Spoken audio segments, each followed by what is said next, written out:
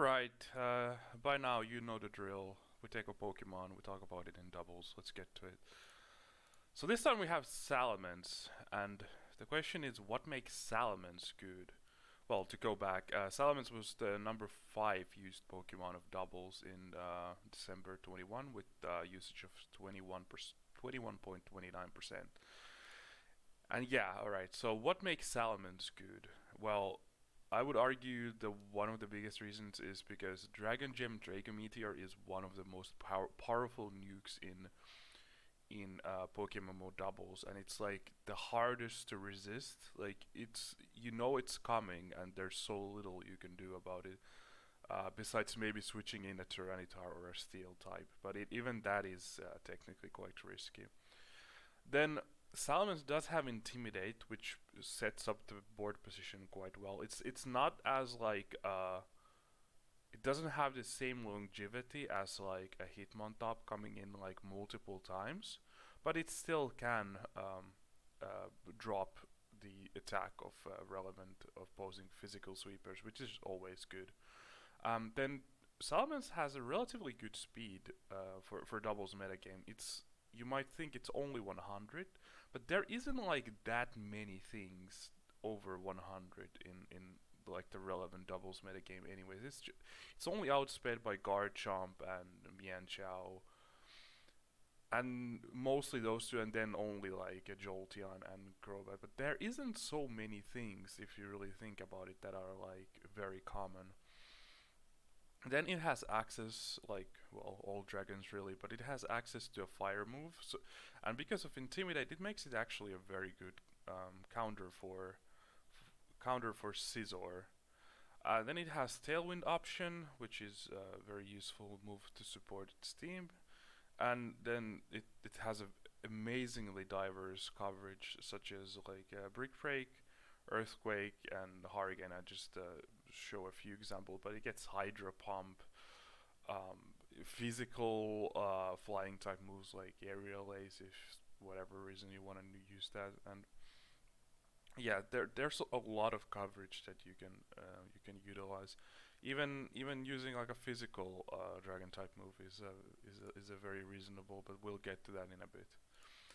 All right, then what challenges does Salamence face? Well, it has kind of because it's 4 times weak to ice and weak to rock slide. It has like it doesn't have many weaknesses, but the weaknesses it has are actually quite crippling, and especially because Ice Beam it's a very popular coverage move, as well as Icy Wind to like have a way of speed control, as well as Blizzard spamming is I mean there's like a Abomasnow and Vanilluxe spamming Blizzard, so there's like a lot of threatening ice attacks which Salamence has to just stay away from as much as possible.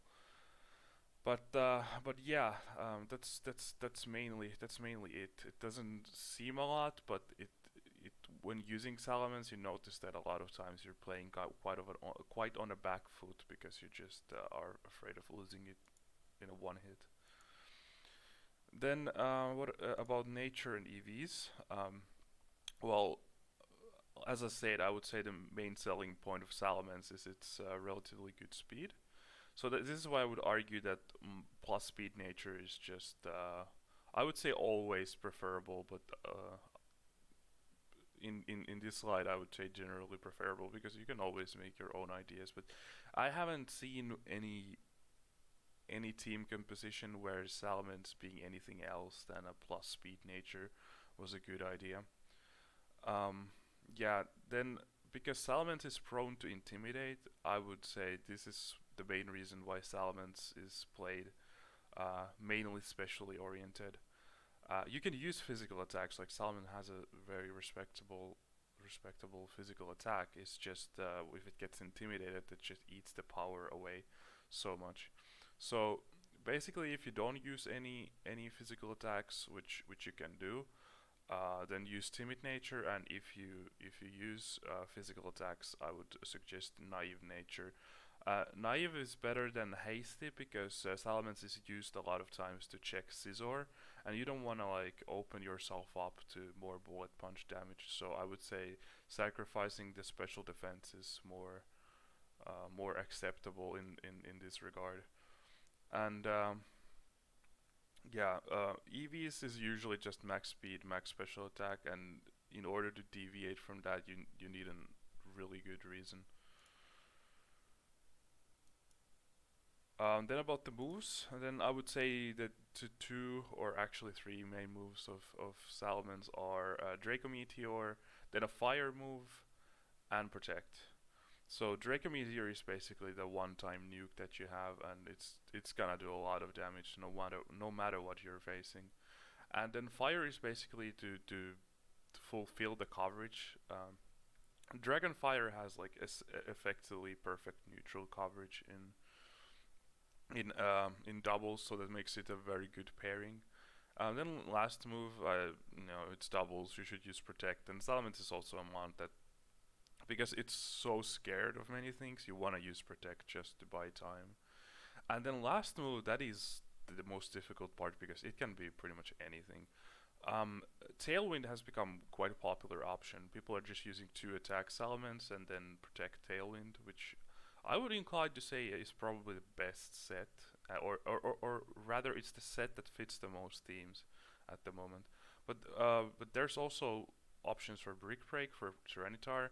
Although I have to say, because Chopple is very common right now, it kind of defeats the purpose. It doesn't even do more than you would do with a normal Draco Meteor. So it doesn't really achieve anything against Chopple Tyranitar unless you like, I don't know, Mach Punch and Brick Break it, but that's not very reasonable in many situations.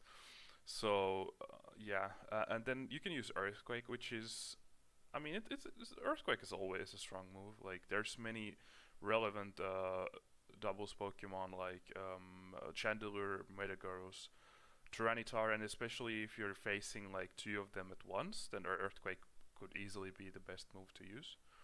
And then also a very popular option is just using Dragon Claw, so you have a strong Dragon move after you get the -2 special attacks from Draco Meteor that you're not actually forced to switch out, and you still keep the pressure despite having your special attack dropped. Then about items, well, I would say these two are pretty much the go-to. Either Dragon Gem to get the one-time hardest possible nuke with Draco Meteor. It like unless Rotoms or and Hitmontop are bulky or invested heavily in bulk, they're gonna drop in one Dragon Gem Draco Meteor, which is actually huge. There's other things as well that are pretty much getting KO'd by one hit, so it's a very much an insane move. But then I would also lift Life Orb as a good option, especially for three attacks, Salamence. So you have a bit of more consistency. Like you're after dropping your special attack, you're not like a sitting duck. So especially if you use Dragon Meteor, Flamethrower, and Dragon Claw, for example, which is a common set, then Life Orb is actually pretty good because even though you drop your special attack, you still have a strong Life Orb Dragon Claw that you can use. So usually opponents will, after the opponent Salamence uses Dragon Meteor, they kind of leave it there because it's not a threat anymore. So it can often just you know it's just assume it's gonna switch out or it's gonna do nothing. But if you have the Life Orb Dragon Claw option, it's still gonna pressurize the field a lot. But yeah, I would say those are the main two moves that you should consider. Then about Team Synergy, well, yeah, kind of a no-brainer answer, but just have enough switch-ins for Ice and Rock attacks.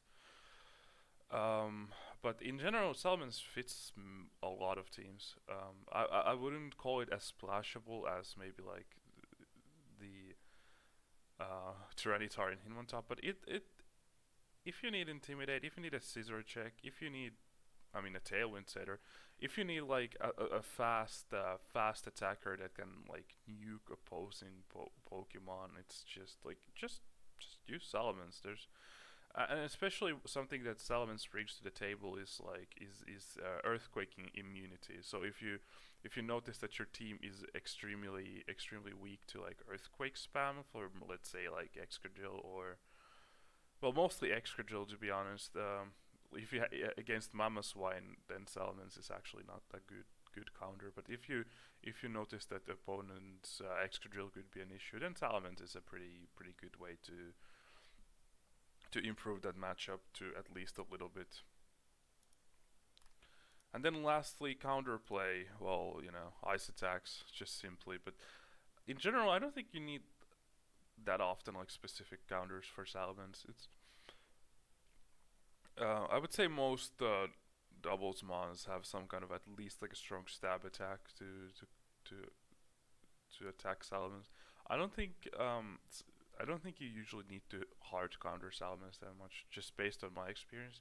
But if you feel like Salamence is a threat, especially if you play a Trick Room team where like Salamence could just absolutely nuke your Trick Room setters with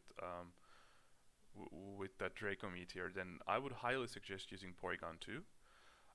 Not only does it have the bulk to just take Salamence's Draco Meteor like nothing, it also carries Ice Beam.